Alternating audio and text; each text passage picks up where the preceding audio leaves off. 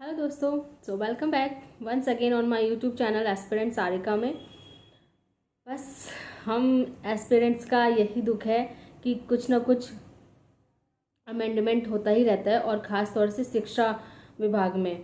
तो मेरा बस यही है कि ये वाला वीडियो जो होगा यही कि सी टेट सी टेट का मेरे मार्क्स कितने रहे, और सी टेट अब जो है स्टेट में अलाउ नहीं है। सुप्रीम कोर्ट का जो फैसला आया है वो, और उसका जो बीपीएससी टीआरई 3.0 है उस पर क्या असर पड़ेगा।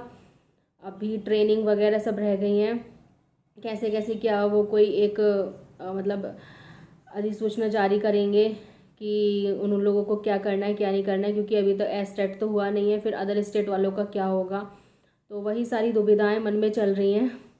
आप लोगों के सामने बस यही दुविधाओं को लेकर के आई हूँ, क्योंकि कुछ लोगों के कमेंट्स आते हैं, अच्छे भी आते हैं, कुछ के नेगेटिव भी आते हैं, बट कोई नहीं, उससे मोटिवेशन ही मिलता है। तो बस यही है कि देखिए शिक्षा जगत में कितना अमेंडमेंट है। मैं ना ये वीडियो पता है किस लिए है, इसलिए है कि भाई अगर जो लोग भी ना, अगर एजुकेशन डिपार्टमेंट में स्पेशली जिन्होंने बीएड और डीएलएड और बीटीसी वगैरह कर रखी है ना, या करने जा रहे हैं, तो प्लीज़ सोच समझ के करना। क्योंकि मैं इस लाइन में हूँ ना, तो मैं बहुत थक गई हूँ। कभी डीएलएड को अलाउड प्राइमरी में, कभी बीएड को अलाउड, कभी बीएड को निकाल देते हैं। फिर सालों सालों दिन सुप्रीम कोर्ट का फैसले का इंतज़ार करते रहते हैं। हाई कोर्ट का आता है, फिर उसके बाद में सुप्रीम कोर्ट में याचिका डल जाती है, उसका वेट करते रहते हैं।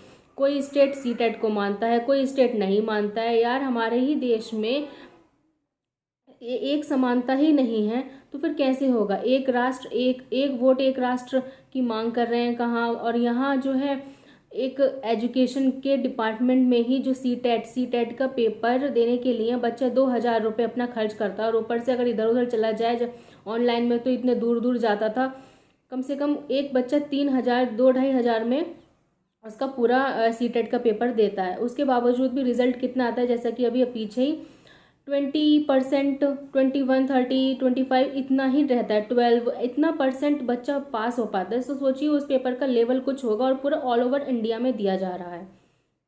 उसके बावजूद जो बच्चे निकाल लेते हैं, और फिर वो अदर स्टेट में डालने लायक नहीं है, उनके स्टेट का अलग टेट निकालो। यार क्या हो रहा है ये।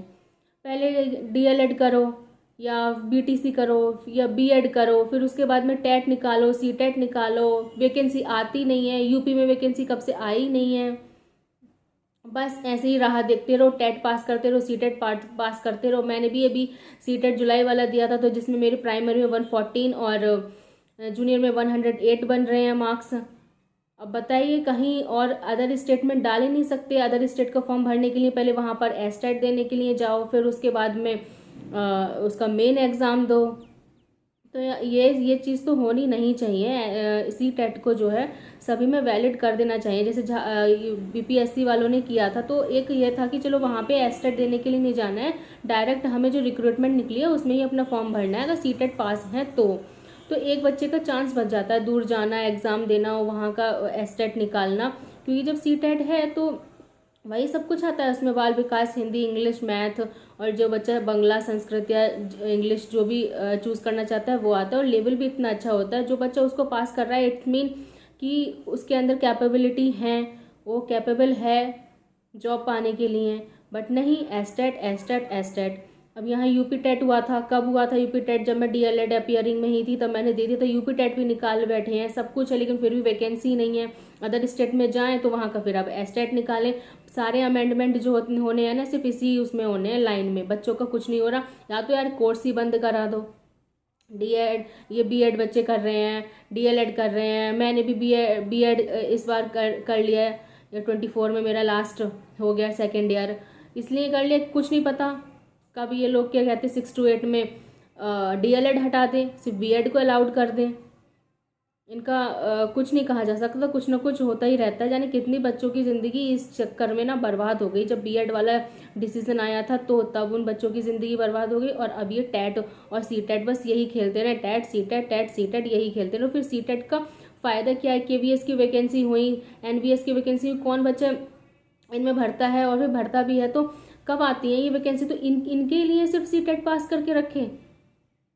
ये चीज़ तो मतलब बिल्कुल मेरे हिसाब से तो बिल्कुल ही गलत हुई है कि सीटेट वाला बिल्कुल ही मुझे तो हजम ही नहीं हो रहा कि ये चीज़ इन्होंने करी है। इतना मुश्किल से पेपर देता है और लेवल भी अच्छा खासा रहता है सीटेट का। उससे परसेंट जितने बच्चे मतलब जितने बच्चे पास हुए हैं उसकी परसेंटेज से ही आप लोग अंदाज़ा लगा सकते हैं। पास 82 90 इतना नंबर लाना भी उसमें इतना डिफ़िकल्ट हो जाता है। और उसके बावजूद क्या रिज़ल्ट मिलता है कि सीटेट अब इनवैलिड कर दिया है स्टेट में। अब झारखंड में अगर सीटेट वैलिड होता तो कम से कम कुछ बच्चे जो अदर स्टेट के हैं वो भी डालते, बट नहीं। ठीक है, India is a country of diversity, but इतना भी डाइवर्स नहीं होना चाहिए कि किसी के साथ में इतना खेला जाए। अगर हमें अपने स्टेट में चांस नहीं मिल रहा है तो हम अदर स्टेट में भी तो चांस अपना पा सकते हैं। ये तो हमारा हक होना चाहिए। और अब सुप्रीम कोर्ट का फैसला आया है तो कोई डिनाई नहीं कर सकता। बाकी अब स्टेट पर ही निर्भर रह गया है कि क्या करना है क्या नहीं करना है। बाकी इसके ऊपर आवाज़ तो उठनी चाहिए।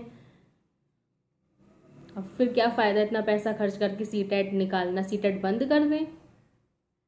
सिर्फ केवीएस और एनवीएस के लिए ही सीटेट पास करना है तो हो गया काम फिर तो।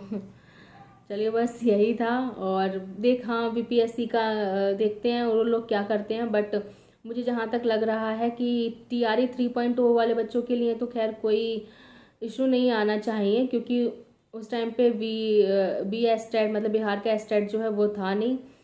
और अब तो वो पहले की गाइडलाइन थी, गाइडलाइन अब चेंज हुई हैं तो ज्वाइनिंग तो देनी चाहिए। बाकी ट्रेनिंग का ये लोग बहुत लेट कर रहे हैं, शायद न्यू सेशन से ही स्टार्ट करें अब स्कूल आवंटन जो है।